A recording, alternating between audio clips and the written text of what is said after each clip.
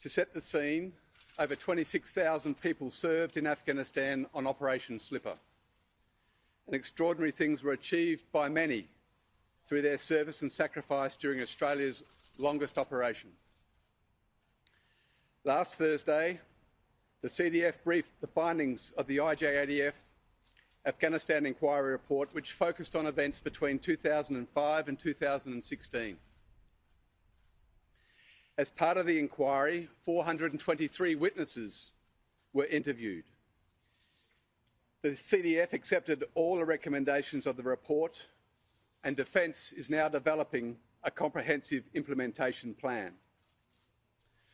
On the same day CDF delivered the findings, I was in Perth and I briefed the SAS Regiment on the report. Commander Special Operations Command did the same in Sydney at the Special Operations Forces units. In my remarks to the SAS, I said that I would take action in accordance with the report's recommendations. There are two processes in relation to this that I would like to explain. One is referral to the Office of the Special Investigator, which the CDF is now considering. Secondly, what I can do within my authorities as the Chief of the Army to uphold Army's values and professional standards. People are aware that this is the process, that this process is underway. Administrative action is a long-standing, well-established process within Defence that ensures the rights of individuals to due process and fair hearing. This process is well known to all in Army. At this time, 13 individuals have been issued administrative action notices in relation to the Afghanistan inquiry. At this point in time, no individuals have been separated from the Australian Defence Force. Administrative action includes receiving a notice proposing to terminate the individual's service. The individual then has the opportunity to respond within a minimum of 14 days. The decision maker must consider any written response that the individuals provide before making a decision. Each matter and individual circumstance will be considered on a case-by-case basis. It is essential that privacy be respected and that procedural fairness is followed, and that no further comment be made until the process is complete. It is critical that for any judicial, disciplinary or administrative action, due procedural process must occur. I want to stress the importance of acknowledging and respecting the privacy of individuals and enabling due process to take its course.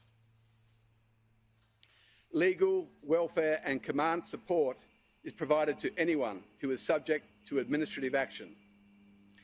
This whole process will take time, and we will do this work methodically, deliberately and in accordance with established process. Again, I reiterate my confidence in the Australian Army. We are all committed to learning from the inquiry and emerging from this a stronger, more capable and effective Army. Thank you. I'll now take one or two questions.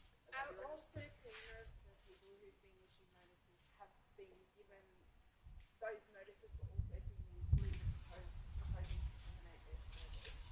And are you able to shed any light on whether those 13 are the same or separate to the 19 individuals that the report suggested be referred to the Office of Special Investigator? I won't comment on individuals or individual cases. We must follow a very fair and well-established process as we go through this in a very deliberate way. Lieutenant General... Separate I know, but we have seen generals in Japan hanged for war crimes that they had no knowledge of. Can you tell me why you shouldn't resign? There is a process to be followed here. We've received the inquiry 1 week ago. We need to follow a very deliberate, very methodical and very fair process, ensuring that we respect every individual's privacy and right of reply. This will take time. It took 4.5 years to work through this report. It was delivered 1 week ago, and we are now working through. Are there any commanders caught up in this that have been given notices? I won't comment on any individuals or individual cases. All of it's been on There is a them. process to be followed here as we work through this. We must ensure the privacy of all individuals. We are all holding ourselves to account as an organisation. We will work through this in a proper way.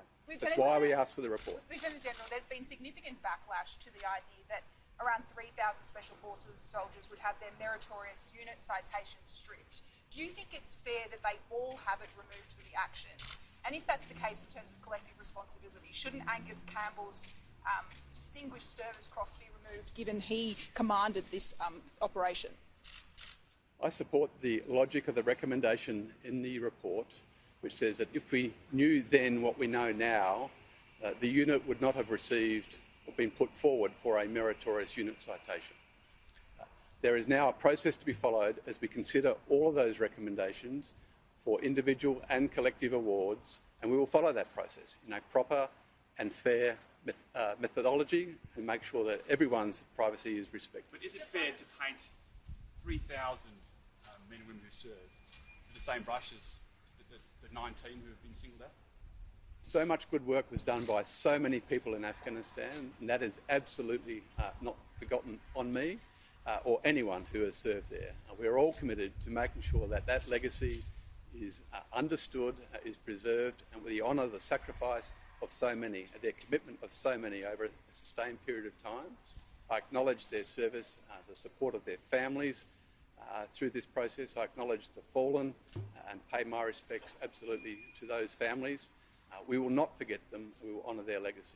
A former That's all I have. commander I'll take has- one more question and then I'll leave. A former commander did describe this recommendation as a knee-jerk reaction and it being disgusting and un-Australian. What's your reaction to that?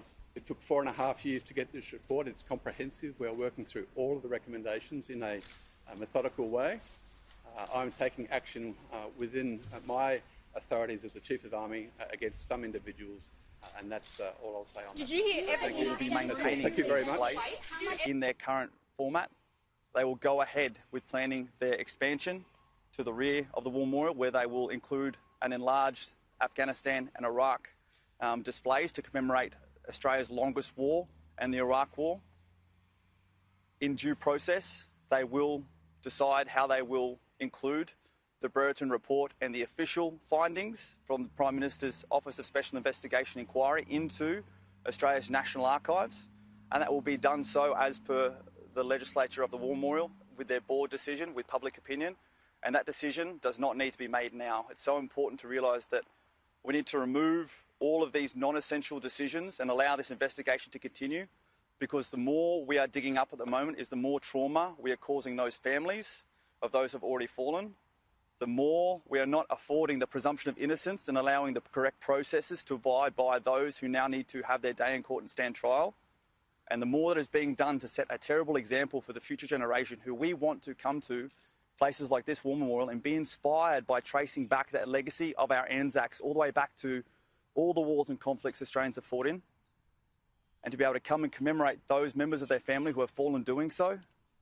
and make sure that they are commemorated in the way that they need to. And that's why we're going to come here today, visit those names of those fallen from Afghanistan that we know personally, make sure that it inspires us to move forward and best defend them in maintaining their meritorious unit citation for the meritorious service that they performed, and do so in a way that is respectful to their families and to all Australians. The military is perhaps our most trusted institution in the country. What does this inquiry, or the findings of this inquiry, do to that and the regard in which it's held? The military has and will always be the most trusted constitution of this country. This report goes back to 2016. The last Special Forces rotation in Afghanistan came out in 2013. And in those 7 years since, there have been dozens of Special Forces missions and operations that the Australian public does not yet know about, that have served the Australian public in quiet, putting themselves at great risk, and have continued to do so. I would call on our senior leaders to make sure that message is portrayed to the Australian public, so as that any people that may be wavering in their dedication to where it should be within our fantastic armed forces is swayed by fact as opposed to public opinion. What's your reaction to the allegations in the report? The allegations are indeed confronting, And my reaction is that I look forward to this now being passed forward to the Office of the Special Investigator for investigation. It's so important to note that this Brereton inquiry has gone on for 4.5 years. And within the Special Forces community, which is already isolated by the nature of the secrecy we need to maintain for operational purposes, it has forced individuals to be unable to even talk to each other about any of the information within this report for fear of being court-martialed. And as a result, within the veteran community, we are still and have been experiencing the largest mental health crisis with over 600 suicides over the last 20 years. The first commando who spoke out saying that his actions were not in accordance with law of armed conflict and rule of law has committed suicide during the conduct of this inquiry. The casualties are much larger than are being depicted by this report and much larger than it's being depicted on the Roll of Honour inside. What do you think would be an appropriate reaction?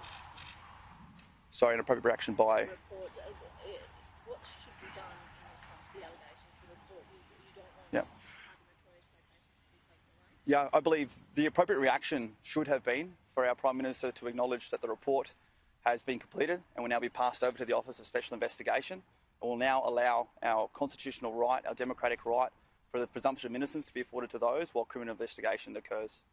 The fact that it's taken the Chief of the Defence Force 6 days to personally review the report when he received it behind closed doors from Major General Brereton, to then decide that 6 years worth of Special Forces rotations are no longer meritorious in operations, is absolutely disgusting. And now his recommendation to take that to the Governor General is what we are adamantly petitioning.